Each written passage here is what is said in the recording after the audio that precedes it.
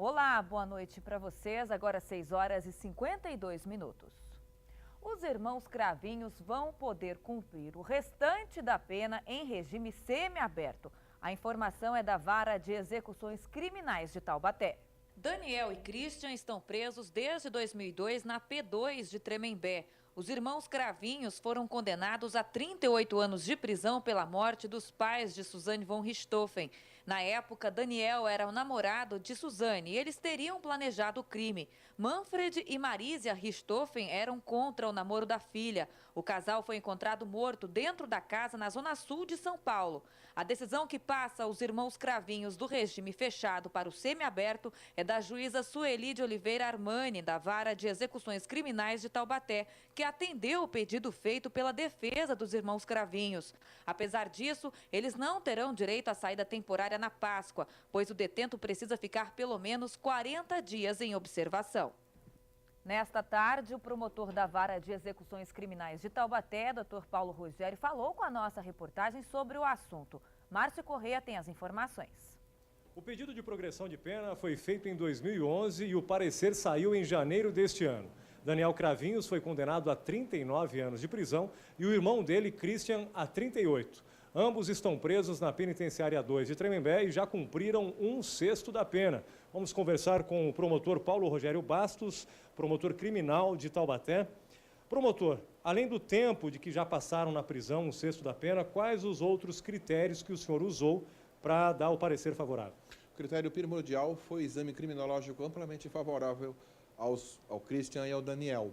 Tanto esse parecer é feito por uma comissão interdisciplinar, psiquiatra, psicólogo, assistente social, comissão de trabalho, comissão de estudo e outras comissões, que todos foram amplamente favoráveis, entendendo que ele estava apto para o regime semiaberto. Nessas condições, meu parecer foi favorável, tanto pelo cumprimento do lapso, como pela questão subjetiva, ou seja, que o exame demonstrou que eles estavam aptos ao regime. E como que vai ser a rotina deles a partir de agora no regime semiaberto? No regime semiaberto terão direito de trabalhar de dia, se recolher à noite, vão ter direito a 5 saídas temporárias ao ano e também frequentar esse curso de nível universitário se aprovados no vestibular. Próxima saída temporária é do Dia das Mães, eles serão beneficiados já nessa data?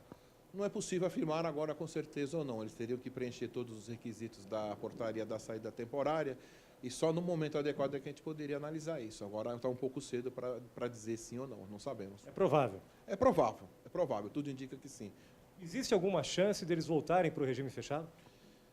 A chance seria que, como o regime é progressivo, tem sua contraparte regressiva. Excepcionalmente, numa falta grave, num mau comportamento muito grave, alguma coisa excepcional, poderá levá-los ao regime fechado outra vez.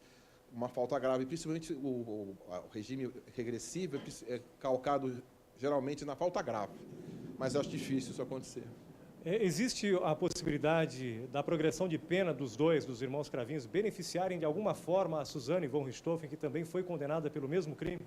Em execução penal, analisa-se o comportamento individualmente. O caso da Suzane Richthofen é um outro caso, que está de outra forma, deverá também ser submetido ao exame criminológico, ao lapso, que, se não me engano, ela também já possui, para ser analisado.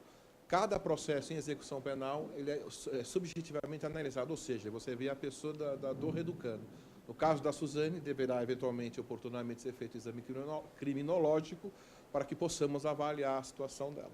Ok, muito obrigado então pelas suas informações, doutor.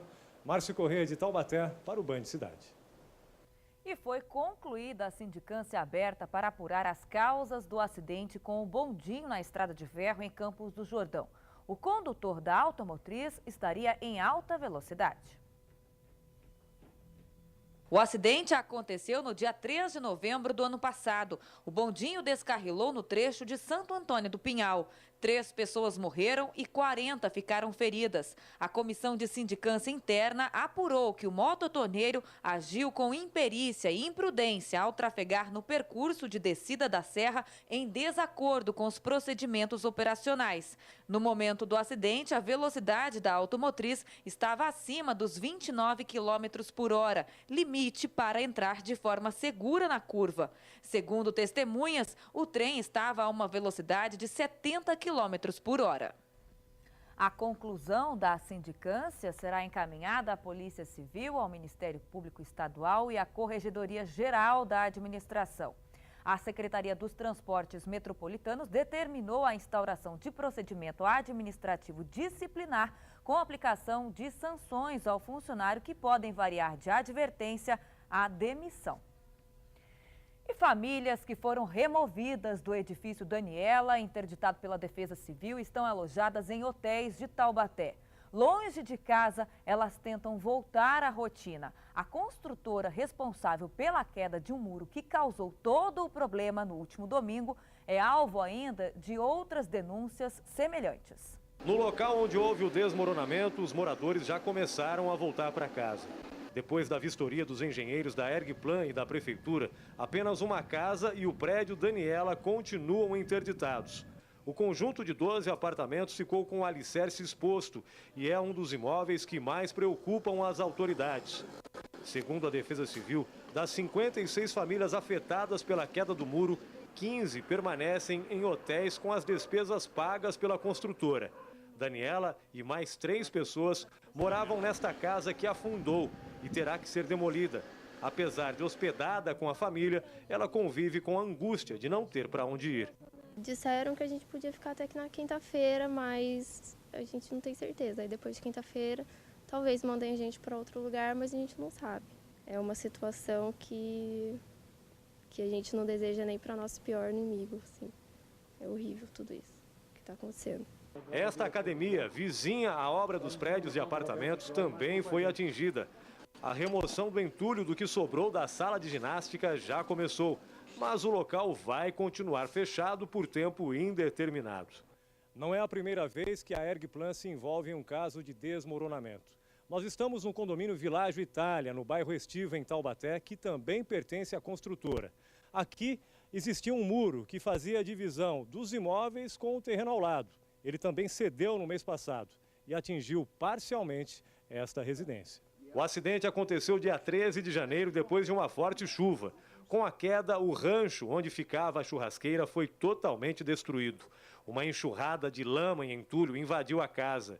As fotos mostram que a sujeira chegou a quase 1 metro de altura. Móveis e eletrodomésticos foram perdidos. Na cozinha, utensílios domésticos agora ficam em cima da mesa de refeições. Não tenho palavras para falar. Usado. Faz um mês e nada foi feito. Estamos vivendo aí, tentando erguer a cabeça, mas está difícil, cada vez pior. E é difícil conviver com essa situação? Você fica com medo de chover de novo ou acontecer mais uma vez a invasão aqui de sujeira na tua casa? Nossa, eu tenho medo por causa das meninas. Acabou com a privacidade delas, elas não têm mais onde brincar, fica só dentro de casa, com mosca em tudo quanto é lugar, é bicho entrando, é aranha, é tudo. Por sorte, ela e as filhas não estavam em casa. Só o marido, que correu para a garagem. Ele conta que a Ergplan não assumiu a responsabilidade. Simplesmente veio, tirou as fotos e falou que ia dar um posicionamento para nós, tanto para mim também como para o condomínio, né? Mas isso até hoje, depois desses mais de 30 dias aí, a gente nunca houve resposta. Mesmo a gente insistindo, cobrando deles um posicionamento, até hoje nunca foi passado para nós de forma oficial nada. Perícia contratada pelo condomínio concluiu que falhas estruturais no muro erguido pela construtora provocaram a queda. Marcelo levantou os danos, calculou o prejuízo em R$ 65 mil e tentou um acordo com a Ergplan, mas não conseguiu. E eles simplesmente alegaram que estariam gastando muito menos com uma ação judicial do que ajudando a nossa família aí com a questão, com os danos que a gente teve. Tá? Então, para mim, isso foi a coisa mais revoltante que a gente pode escutar, né? Depois de ver família sofrendo, ver o que a gente está passando mais de um mês, escutar isso de uma construtora realmente é surpreendente. Vocês vão agora à justiça? Agora a questão é de botar isso na justiça e ver realmente a verdadeira responsabilidade. A Ergplan informou a nossa produção que está tomando medidas judiciais com relação a esse segundo caso exibido na reportagem. E veja a seguir a previsão do tempo e outras notícias da região. A gente volta já já, 7h02.